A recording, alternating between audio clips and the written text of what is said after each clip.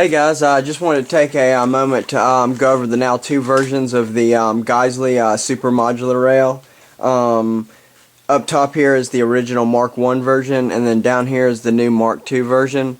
The Mark 2 is in sand, and then the Mark 1 is in black. And currently those are the only two colors that these rails are being offered in. And without any further ado, let's take a closer look at what differentiates the Mark 2 from the Mark 1. Okay, so now taking a closer look at the Mark 2 version, basically what we have here is just a more cost-friendly version of the Mark 1. Ultimately, though, at the core of each, they both share the most important design to these rails, I feel. And that's just the way in which these rails are mounting up to the upper receivers. The beefy barrel nut design provides really a lot of surface area for these rails to really clamp down onto, and then the anti-rotational features built into them, they both share. So ultimately, the main important things the Mark 1 and Mark 2 versions are sharing. Now, the two primary differences I'm finding between these two are the first and most obvious one is the way in which the two versions are mounting their rail accessory panels. On the Mark 1 version, they have steel inserts, and it has a rounded side, and you just simply put your rail accessory panel wherever you want on the rail, and you'll just screw it down into those steel inserts. I mean, it's super quick, super easy, and ultimately rock solid when they're secured.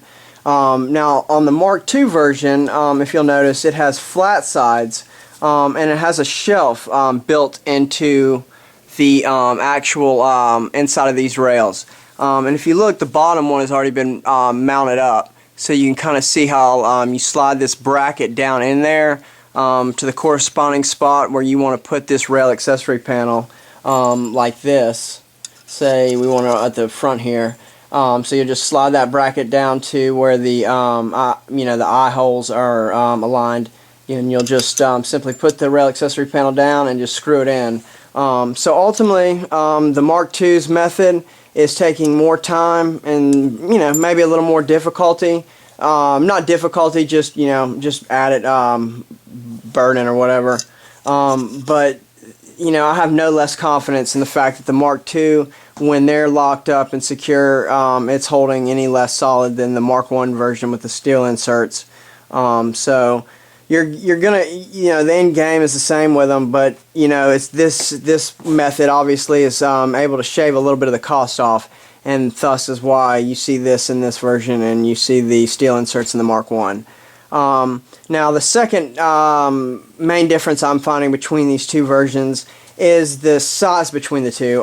At the moment, as they sit, the Mark 2 is noticeably heavier than the Mark 1, and if you'll notice, as we were talking, the flat sides on the Mark II versus the round sides on the Mark 1, this is subjective, but it translates, at least in my hands, or naked touch, that the Mark 1 just feels a lot better in your hands than the Mark II does. And I don't really think this is because of the little bit of weight that's being added with the Mark II.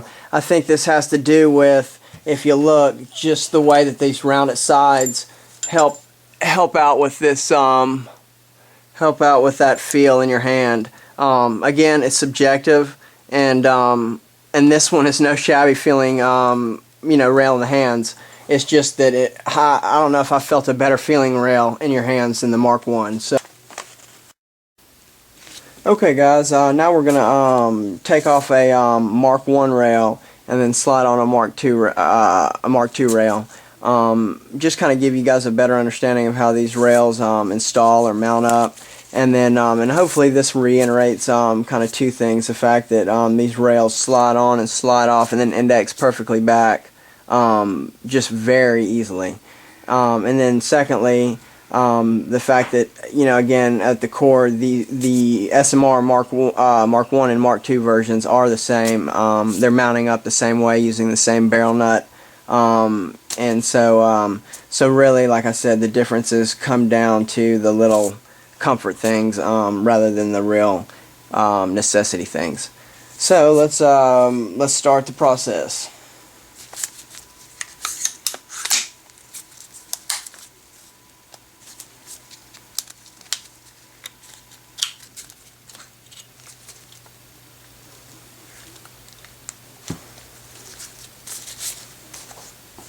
Okay guys, in order to save a little bit of time, I went ahead and took the Mark 1 off, and we'll start this process with just taking the Mark 2 and then installing it onto the Mark 1's barrel nut. So let's start that process. As you'll see, the Mark 2 shares the same cross bolt design, and you'll simply remove the 2 cross bolts like so.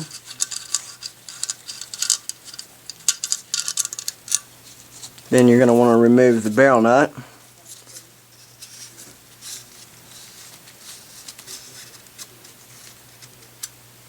Like so.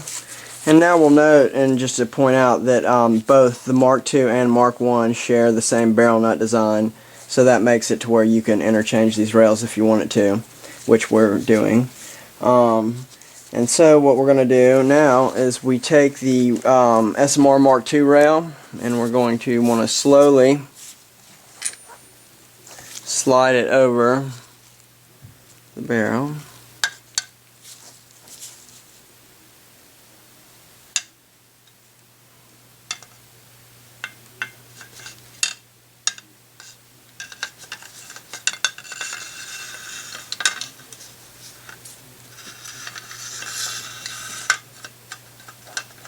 Now you're going to grab up here at the top, and you never want to work at this point. You don't want to ever work it or force anything. You just want to slowly, just kind of let it go naturally down onto there like that, because of the clearance. It's incredibly tight clearances right there with the barrel nut and the inside of the rail. So now what we do is we want to take the cross bolts now, and we want to reinstall them, only hand tight.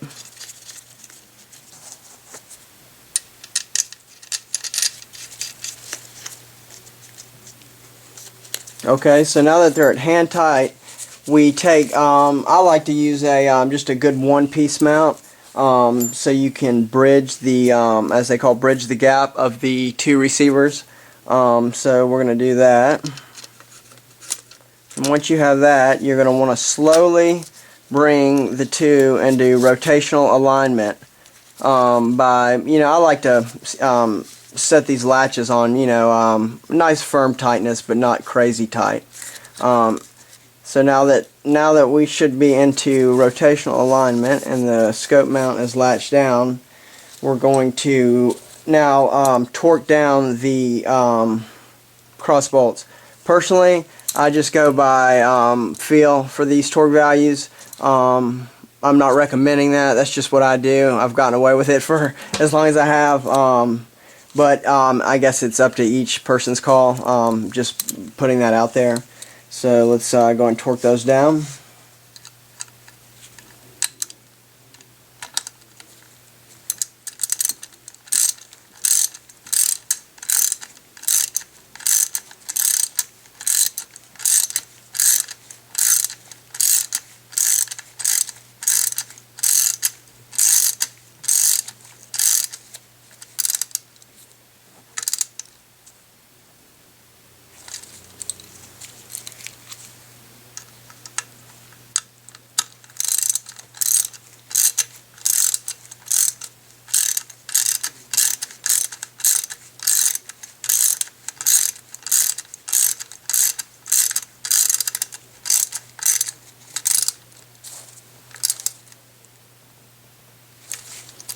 Okay, so the last part of this process, while the scope mount is still bridging the 2 receivers, or the upper receiver and the rail, excuse me, is to tighten down these nylon tip set screws into the upper receiver.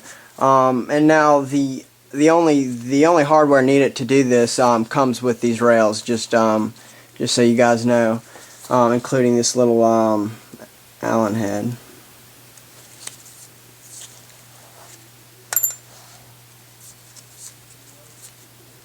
And just want to put these in about hand tight. I mean, you know, you don't really need to go crazy on the torque when you're going with these little nylon tip set screws.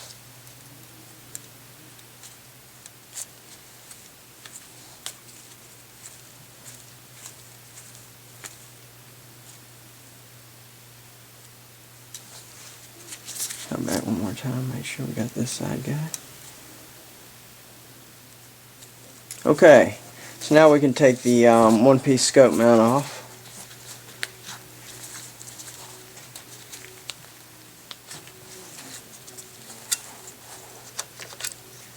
And now what you guys will see, it should be perfectly indexed.